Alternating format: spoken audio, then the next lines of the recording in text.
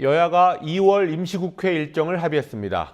그러나 2월 국회에서 우선 처리하기로 했던 김영란법은 여당 지도부가 이의를 제기하면서 난관이 조성됐습니다. 여당은 언론의 자유를 이유로 들며 김영란법 적용 대상에서 언론인들을 빼야 한다고 주장했지만 당사자인 언론단체는 법 제정을 미루기 위한 꼼수일 뿐이라고 비판했습니다. 직장인들의 불만이 쏟아지고 있는 연말정산에 대한 정치권의 공방은 오늘도 뜨거웠습니다. 국회 중계 카메라 나가 있습니다. 권현주 PD. 여야가 2월 임시국회를 열기로 하고 일정을 확정했습니다. 2월 국회에서 처리될 주요 의제는 뭡니까? 네, 여야 원내대표는 오늘 주례회동을 통해 2월 임시국회에서 특별감찰관 후보자 추천안을 통과시키기로 했습니다. 대통령의 친족이나 고위공직자를 감찰하는 역할인데요. 여야는 지난 12월 국회에서 후보자 추천안을 통과시키기로 했지만 총 3명의 후보자 중 여야 합의로 추천해야 하는 1명에 대한 합의가 무산되면서 처리되지 못했습니다. 결국 여야는 대한변호사협회를 통해 논란이 됐던 1명을 추천받아 2월 국회에서 통과시키기로 했습니다. 2월 임시국회는 2월 2일부터 3월 3일까지 한 달 동안 열립니다. 여야는 2월 3일에는 양당 교섭단체 대표 연설, 10일부터 4일 동안은 대정부 질문, 26일과 3월 3일에는 본회의를 열어 법안을 처리할 계획입니다. 개헌특위 구성이나 연말정산 문제는 논의가 이뤄지지 않았다고 밝혔습니다. 2월 국회가 열리면 우선 처리하자라고 합의했던 김영란법, 부정청탁 및 금품수수 금지법, 여기에 대해서 새누리당 이완구 원내대표가 딴소리를 하고 나섰군요. 네, 지난 15일 양당 대표 원내대표의 2+2 합의 당시 2월 국회에서 우선 처리한다고 합의했었는데요.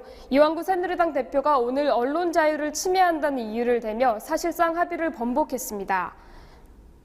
물론 김영란법의 취지도 중요하지만 언론의 자유, 국민의 할 권리가 침해돼서는 안 된다라고는 그런 명제하에서 여당 원내대표로서 한번 부담스럽긴 하지만 제가 이의 제기를 한 것을 그렇게 하겠습니다.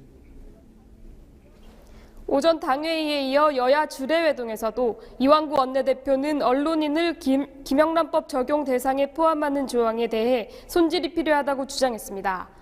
야당은 법사위에서 검토해야 할 부분이라며 판단을 미뤘습니다.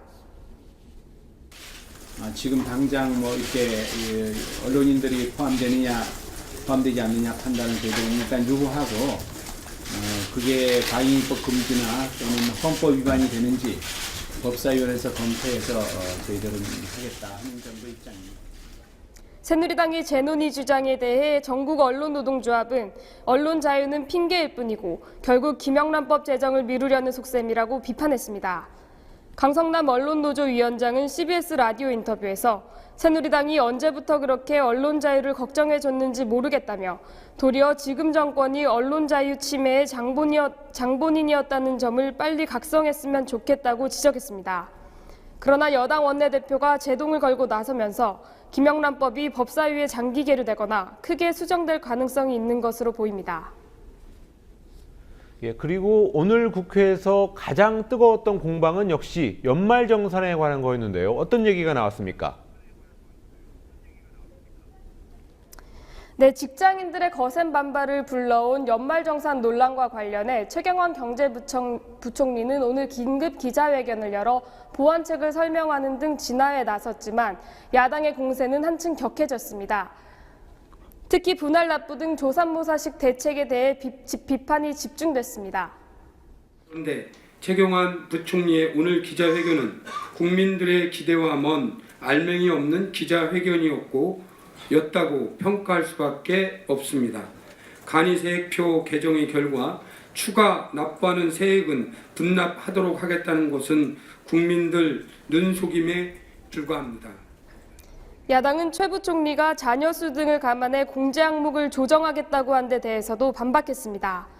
2013년 당시 세법 개정안을 심사했던 홍종학 민주연합 의원은 다자녀 가구의 세부담 증가는 당시에 나왔던 지적인데 정부 여당이 이제야 알았다는 식의 반응을 보이는 것은 국민 기만이라고 지적했습니다. 아울러 야당은 이명박 정부가 인하한 법인세는 그대로 두면서 직장인의 유리지갑만 털고 있는 것이 문제의 핵심이라며 법인세 인상을 주장했습니다. 여당은 문제점이 있다면 추후 보완하겠다면서도 법인세를 인상하면 국가 경쟁력이 약해질 것이라고 주장했습니다. 한편 새정치민주연합은 서민들 호주머니 운운하며 불안감을 부추기는 것에 이어 법인세 증세를 주장하고 있습니다. 기업들의 투자 의욕은 물론 경제 성장 악화와 국가 경쟁력 약화를 가져올 것입니다. 겨울철 여의도 정가가 비교적 조용해지는 이른바 동안기에 터진 연말정산 이슈는 며칠 동안 더 이어질 것으로 보입니다. 지금까지 국회에서 국민TV 뉴스 권현주입니다.